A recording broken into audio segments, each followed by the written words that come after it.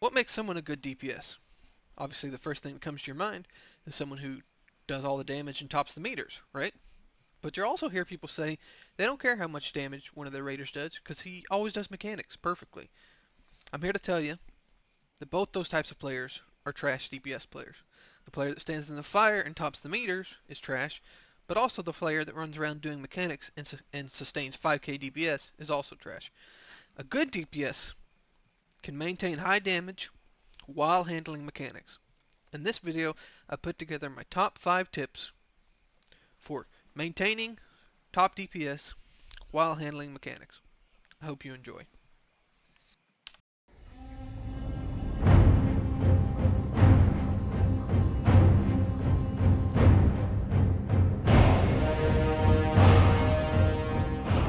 At number 5, I've put consistency slash find your spot. One of the greatest advantages you have to raiding in a guild or any type of consistent group is that you get to know all the players in that group, and you get to know how they'll play, and you get to know the plays that they're going to make before the boss is even pulled. As an example, I have Mythic Coven here. The two things I'm going to want you to watch during this Mythic Coven. We have two mages in this group. Me right here in the middle, and then over here we have Gnomelin. Paku, the off boss, is going to cast a spell that buffs both bosses with a haste buff. Each mage is supposed to spell steal a boss to get the haste buff, so they're not hitting the tanks as hard, and we get a damage buff from it because we spell steal it, we get to cast faster. Now, if you watch, I'm going to start playing it now. Watch this countdown. We start out, we do the nice pre-pull. Watch me and Gnomelin here. Now watch Gnome. Watch as he runs around while he's frozen orbing and ice lancing, all that. And then the minute the gust of wind comes out, I'm slow on this one, but I spell steal that, and the other boss is spell stilled. If you'll see, here let's watch it again just one more time. We start the boss, Gnomelin starts running around, using his frozen orb and ice lance and everything. Gift of Wind comes out, instantly spell stilled, instantly spell stilled. Both bosses are instantly spell stilled. Me and Gnome never talked about this. We never whispered back at each other, hey, you do this boss, I'll do that. When it started out, we both just fight for the skull target. And whoever got it first got it, and the other guy had to blink over, spell steal the other one. That's not really that efficient for either of us. Some pulls, one of us would get a good pull, the other pull, and the other guy would be bad, and then vice versa. The next pull, whoever got the buff would have a good pull, and then the other guy would have to run over and spell steal. So just eventually, because I guess I'm more stubborn than he is, he just learned, because I'm more stubborn, I'm not going to go over here and do it. I'll fight him for it all day long. This is a good play by him. We never talked about this. He starts running over. He starts over here with me, safe, gets the pre-pull and all that. And then as he's frozen orbing and ice lancing and all that, he works his way over, and by the time the boss is casting the Gift of Wind, he's in position to spell steal the off target, and I'm over here ready to spell the main target. And this happens every pull. This is all one night. This is us progressing, wiping on it. Here we go again. Boss is pulled. I'm stubborn. He just works his way around. Gift of Wind comes. Both bosses instantly spell stole. This is what I'm talking about on consistency. This is just an example of this boss. It goes the same on literally every boss. If you also notice, every single person here pretty much starts the boss in the exact same place. With your if you're in a guild or a consistent group and you're raiding every single boss, you should have a spot and you should have an idea of where you're going when things happen. And you should stick to that spot all the time, no matter what. That way, no one's ever confused. No one's ever overlapping on top of people with debuffs or anything. Everyone knows this is where I start. This is where he starts, and we all do this motion every single time. Consistency. Practice makes perfect. This is what practice is. Consistent over and over. We both start here. He makes the run around. Gift of Winds instantly stolen. We both have the debuff, or they both have the buff, and we're off to the races.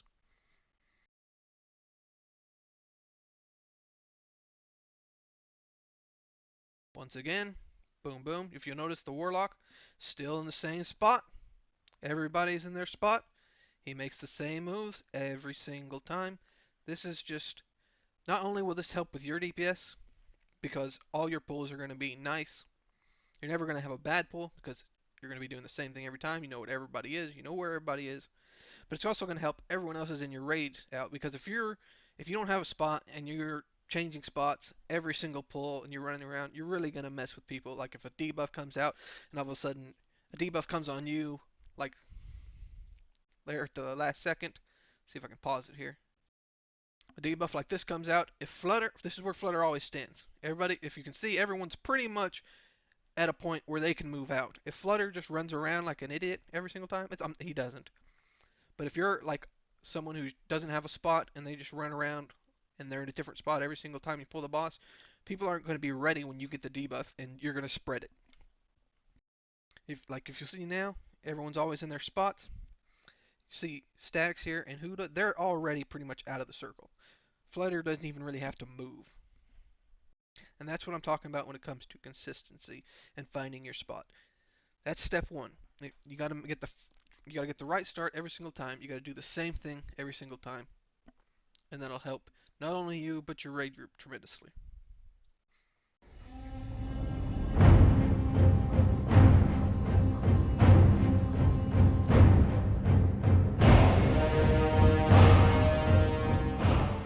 At number 4, I put use your camera. I can't tell you the amount of times I've seen a mechanic come out on a boss fight and people just stop what they're doing, they stop all their damage, they start jumping around. Where's the mechanic? Where do I need to go? What do I need to do?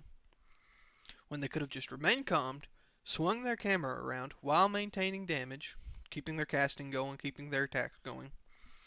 Find out where they need to go, what they need to do, and then and only then do you stop to go do it.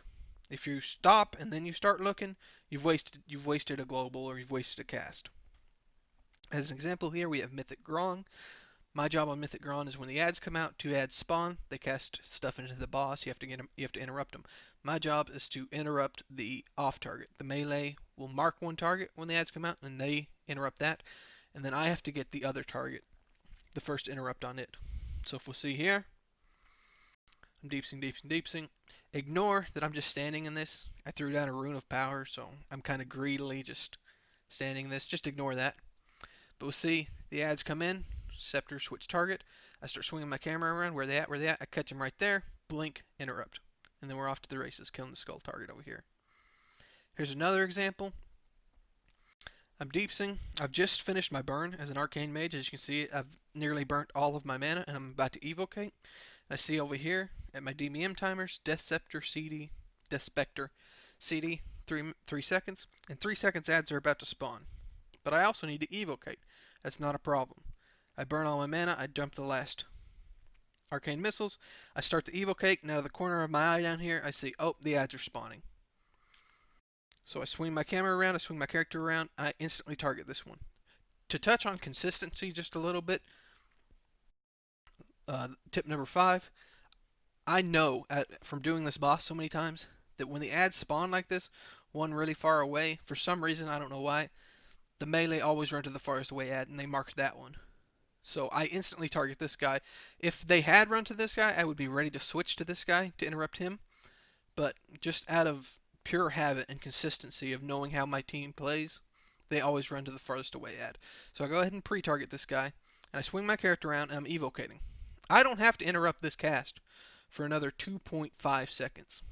I don't have to interrupt this till it's 0.1 seconds left on the cast. And if I don't get this evocate off, I'm not going to have any mana and my damage is going to suffer for the rest of the fight.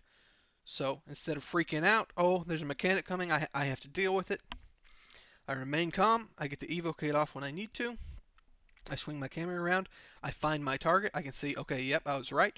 They did run to the farthest away target, they'll deal with that one. It's my job to deal with this guy.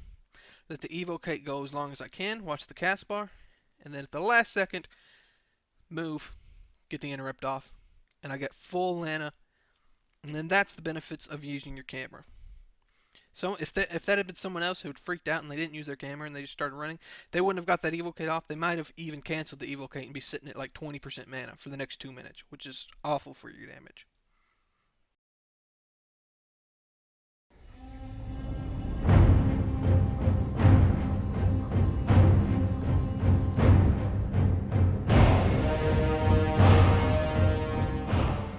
At number 3, I put cooldown management. Cooldowns are one of the most important tools that a DPS has in his arsenal. As you should know, the most damage you're going to be doing during a fight is going to be under the effects of your cooldown. Whether that's your 3-minute or 2-minute cooldowns like Icy Veins or Combustion, whether that's your potion, whether that's heroism, whatever, the more cooldowns you can stack on top of each other, the more damage you're going to be doing, the better. So proper cooldown management is extremely important. As an example here, I have Mythic Jade Fire Masters. As you can see, we've just come out of the intermission phase. We're breaking down the wall. I have 5 seconds left on my Frozen Orb and 30 seconds left on my Icy Veins. The boss has come back out. Now, I could fire off my Icy Veins and my Ebon Bolt here, and I think you see I'm actually casting my Ebon Bolt, but I cancel it to cast a Frozen Orb, Frostbolt. One, because mainly why I do this is because Multi-Sided Strike is coming up, and that's going to send me up into the air. I'm going to have to do a little mini game. And while I'm up there, I'm not going to be doing any damage, and also, if I do the mini game correctly, when I come out of it, I'm going to have a big damage buff. So I want to not only not fire these off right now because I'm not going to be able to use them because I'm going to be thrown into the air, but I also want to try and stack that damage buff along with them and try and get them tied up with my Icy Veins as well if I can. So I cancel that. I get over here. I'm launched up. I do the mini game. It bugs out, freaks me out. I miss one of them, but I still come out with a 4 stack. I don't have any blinks, which is kind of sad. So I work my way over to the boss. Get my Frozen Orb and Blizzard down. Fire off the Ebon Bolt, and my Icy Veins is up. And now I've stacked all these cooldowns together as best I could on top of the damage buff I got from that. So my Orb and my Ebon Bolt did way more damage than if I'd fired them off and then went up for the Multi-Sided Strike. As another example of good cooldown management here, I've got Mythic Opulence. We've just finished the phase where you have to like gauntlet through all the rooms with the constructs, and now we're actually engaged to the boss. You can see 99, we just pulled him. So we're doing the damage here, and I see that my Frozen Orb is up, and my Comet Storm is coming up. But if I also look at my timers here, Spirits of Gold are happening in 13 seconds. Spirits of Gold are all the ads that spawn around the boss and travel outward. They need to die really quick, and it's also a great opportunity to pad a bunch of damage in. Is it padding if they have to die? I don't know, but it's a great opportunity. So if I fire off Frozen Orb now, it's a 1-minute cooldown, and fire off Comet Storm in 6 seconds, which is a 30-second cooldown, they're not going to be up for the ad phase. So they'll do damage, but they won't do as much damage as they possibly could. So I hold them. You see here, I'll just continue with my regular rotation, fishing for a proc. I see the coin shower, I blink in to help soak. Continuing damage or whatever. Spirits of Gold start to summon. And you see here, I'm going to cast after this Glacial Spike, I'm going to toss out my Orb, I'm going to keep the Blizzard down, and I'm going to Comet Storm all the ads. I want you to watch the damage meter when all those ads come out. Through proper cooldown management alone, I'm going to skyrocket on this meter. Here they come. I do the deal. And then boom, boom, boom, I'm at the top. Many beats me because he's a god, but nonetheless. And then I fall after that, obviously. But that's proper cooldown management. My Frozen Orb and my Comet Storm would have done nowhere near that damage, and those ads would still be alive, probably, if I'd fired those 2 spells off before they needed to be. Also, you can see I stacked it on top of Heroism. It's sad that I didn't have Icy Veins, but you do with what you can.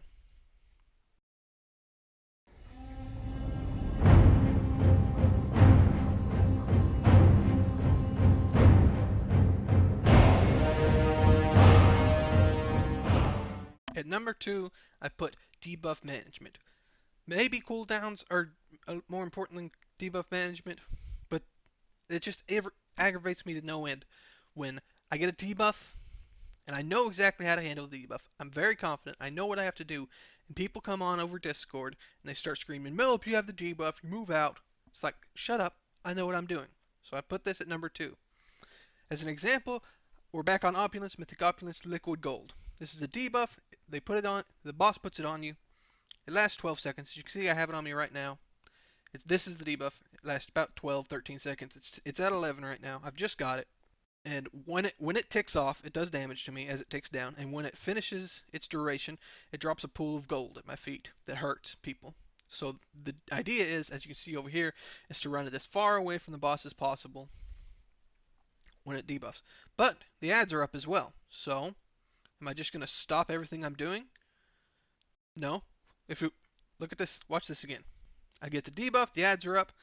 I'm using cooldown management. I can see my frozen orb is just about up. I'm going to fire that off. I can see the debuff ticks down, but I have 9 seconds. That's like an eternity in a raid boss fight. 9 seconds. I've got all the time in the world. If you notice here, I also have great use of using my camera. I pan around and see, oh, this is completely open. That's a beautiful place to drop this. So I keep it going.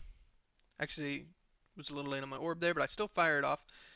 3 seconds ending. I double blink away. And I drop it way in the back, maintaining as much DPS as I can, using the procs from my frozen orb to slowly walk back. Now I understand that I'm a mage and I can do that, but you can still do that as any other class. You might have to move sooner than I did. I waited till the very last second because I could. I had 2 blinks. But you don't have to run. You don't have to, if it's a 12-second debuff, you don't have to run right away. Don't take 12 seconds to run to the edge of the room. You can start at 6 seconds. Wait till you have an instant cast ready.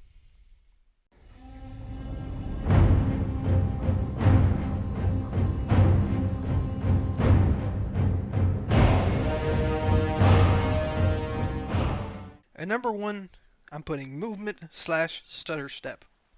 Now stutter step is something that really only applies to casters, so we're just going to cover general movement first, and then I'll go into a deeper dive on stutter step.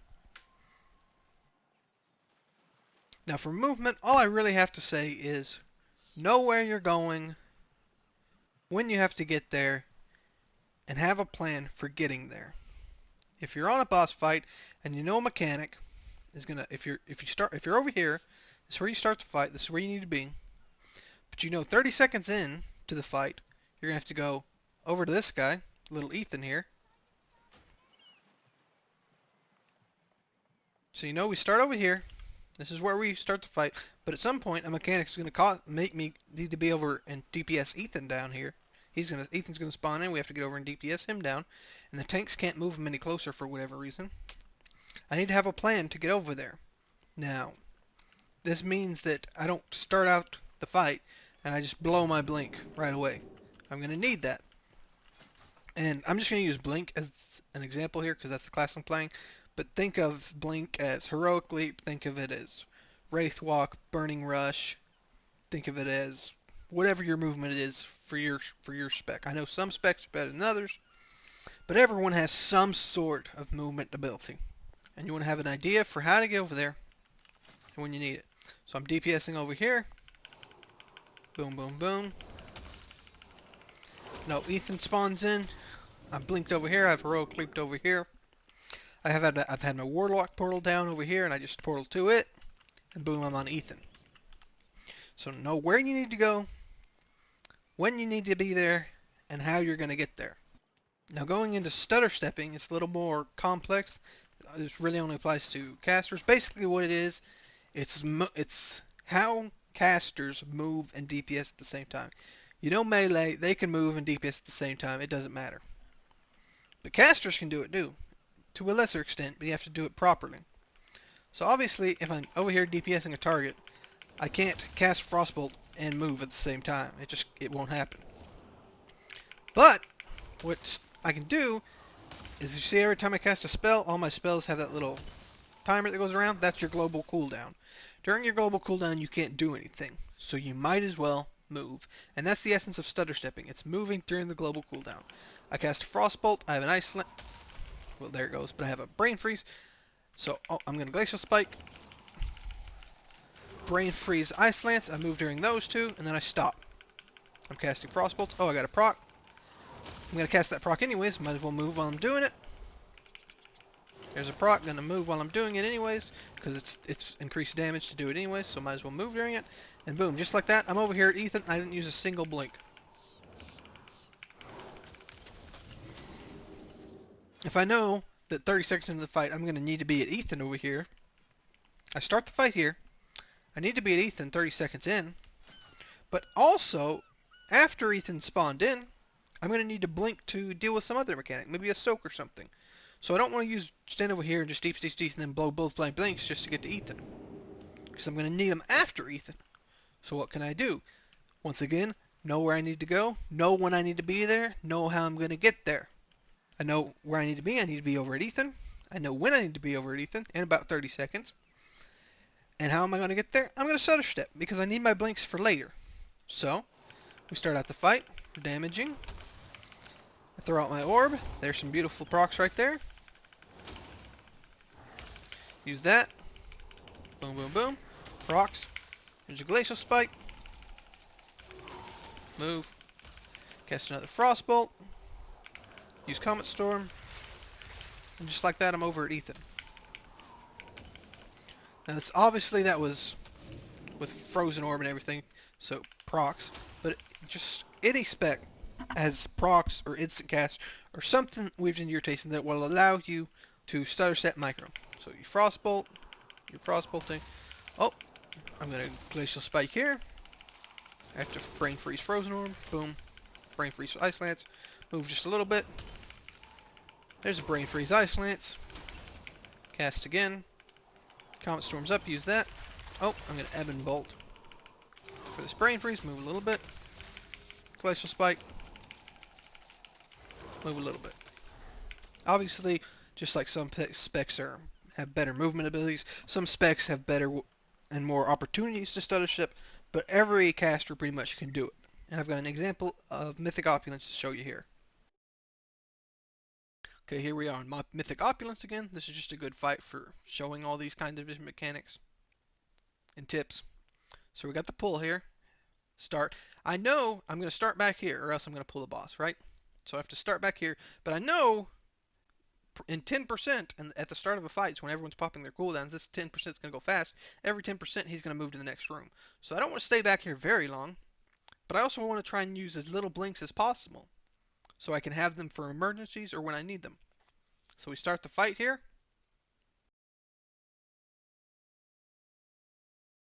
And we start the stutter step. You see, I just move every little bit. When there's a global cooldown, I inch forward. I inch forward. During the crush, I use the global cooldown to move out of the crush. I don't have anything right now, so I'm just standing still casting. Oh, there's some instant casts and some globals. Use that for movement. See the flames of punishment are coming. I use the flurry and the ice lance to get in position. And look at this right here. The mechanic is coming. This room's about to be on fire. But I don't have anything to get me out of this room, aside from stopping casting and running. I guess I could blink, but I don't want to use blink if I don't have to. It's very useful to have double blink. So if you don't have to use it, don't. So, but I've got seconds here. I can throw a few frostbolts and fish for some casts, fish for some procs. I don't. I should have thrown some frostbolts and fish for some procs before the room caught on fire. And then I could blink if I still hadn't got any. But I blink forward there. And that's just a nice little opener for you of how proper stutter step. I don't use a single blink during this opener. If we'll look here. This is just all stutter step micro. Frostbolt. Flurry. Inch forward a little bit. Inch forward in the Ice Lance. Inch forward into the Comet Storm. Frozen Orb Ice Lance is 2 globals, so that gives me some good movement to get out of the crush. Evan Bolt, Glacial Spike, Flurry, Ice Lance, inch forward a little bit. Flames of Punishment are coming. I don't have to move just yet. I see the Flurry happen. That gives me the ability to move forward. And then use my blink finally to get into the other room. Well, that's my top 5 tips for being a better DPS. I hope you learned something and they helped out a little bit. If you notice, most of them were about dealing with mechanics without sacrificing your damage. And that's the balance you have to strike. But if you can do it, you'll end up being a DPS that everybody wants in their group. We'll see you next time.